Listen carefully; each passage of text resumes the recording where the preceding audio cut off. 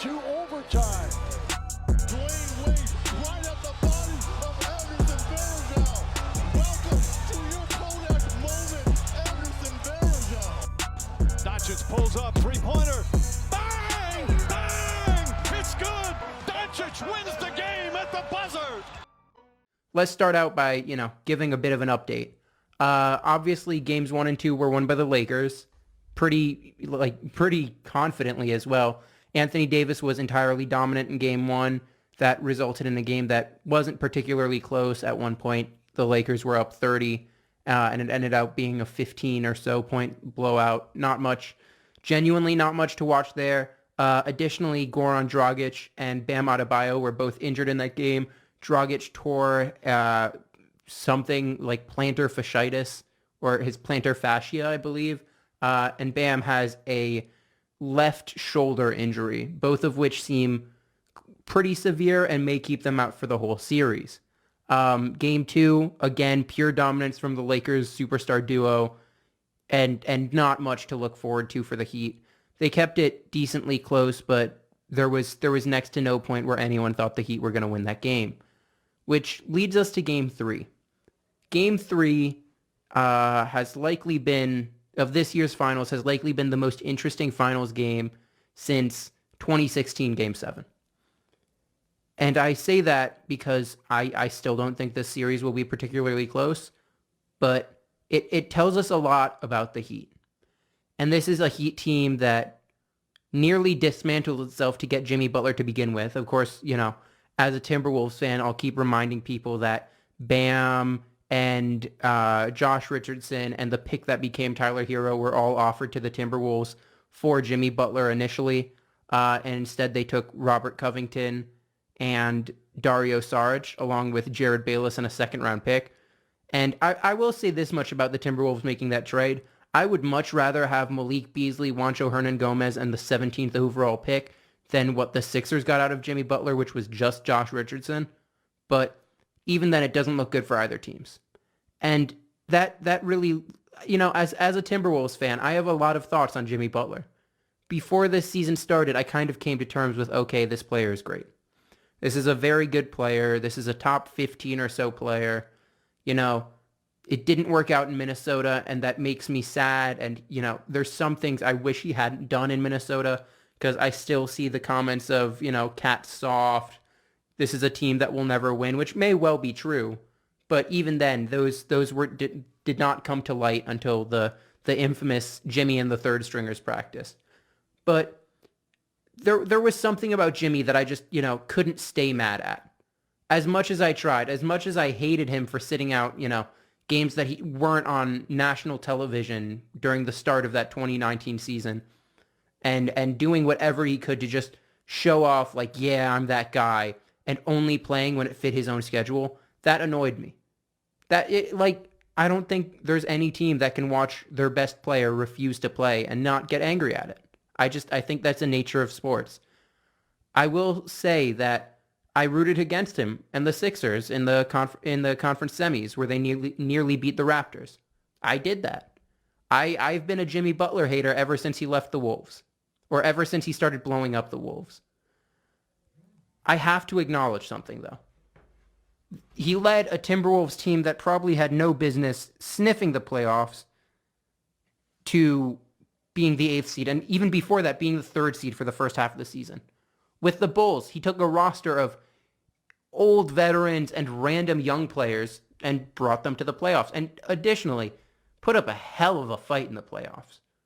Like, we just, there was the stat that Jimmy Butler against LeBron James is 17-17.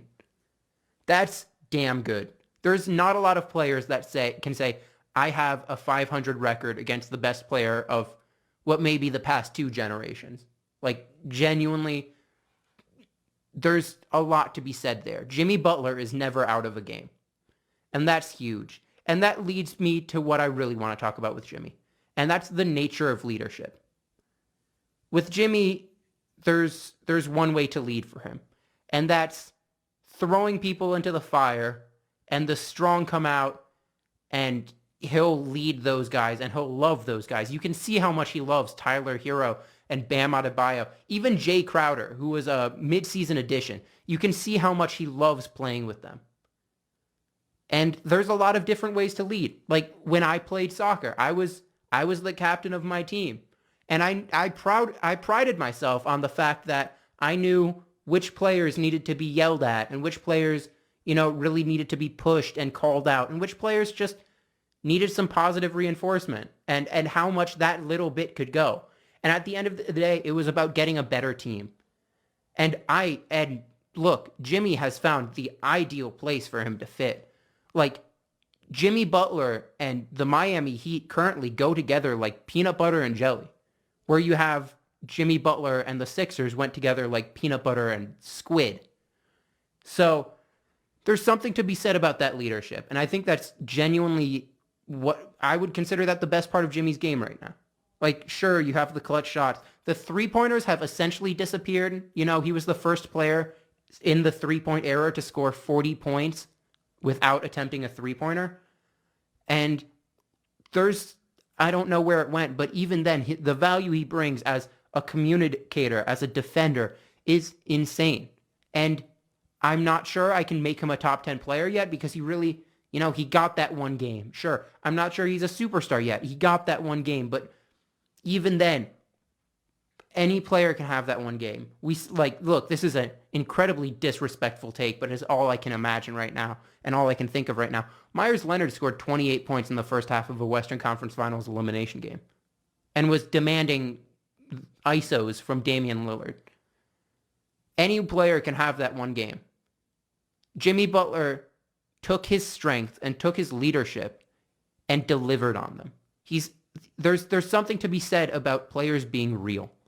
And in a league that's becoming more and more fake and more filled of players who are kind of two-faced and just trying to make false presentations, Jimmy Butler has always said what he's felt. And I may have not enjoyed it when he did so with the Timberwolves, but damn, I can respect it now. The Heat are where they are because of Jimmy Butler. They have contributors all up and down the roster. I'm not saying anything about that. They are here because Jimmy Butler showed up at the same time as they got some good young players. And he took that team and said, you know what? 8th seed isn't good enough. Let's get to 5th seed. And I want us to be top 4 next year, and then top 3, and then top 2. He said, we're not favored in our second round series against the Bucks. Who gives a shit? We're going to come out and punch them in the face. He said, look, people think our series against the Pacers is going to be, kind of even because TJ Warren is atomic. I got TJ Warren. I got him. Let's figure something else out. That's amazing to me. That's greatness. And it may not be the greatness in the same way as some all-time greats, but Jimmy Butler is one of those players I will never forget. And seeing how he acts on the court is something I will never forget. As someone who watched it up close and personal for one whole season and then watched him try to will the Sixers into the conference finals against the Raptors. Because, look, that roster was deep. And by deep, I mean they had probably the best starting 5 in the league. But outside of that, look, Ben Simmons wasn't playing well. Jimmy Butler had to become the lead ball handler. Joel Embiid was getting his lunch money stolen by Marc Gasol. Jimmy Butler became the primary offensive option. Look, we should have seen it coming. I just forgot that Jimmy Butler was this dude, and he was. We could have seen this coming. Look, I didn't believe in the Heat upset against the Bucks. I thought, look, you can do all you want against Giannis, but last year it took none of the Bucks players making any shots. And that doesn't happen every year. And then the Heat made it happen again. And then against the Celtics, I went, this will be a great series. This will be a really good series.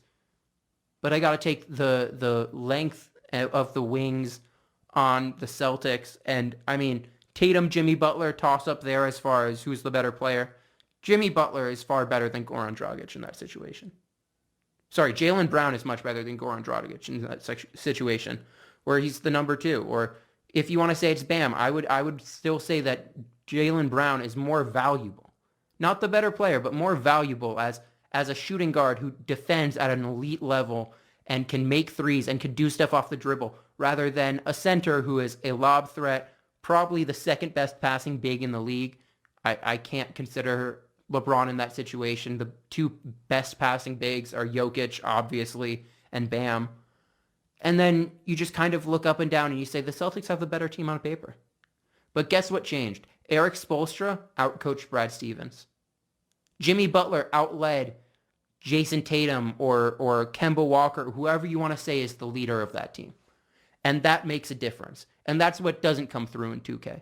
That's what doesn't come through in 2K overall. It's all about how it comes together in real life. And the Heat have proved that. And the question is where they go from here.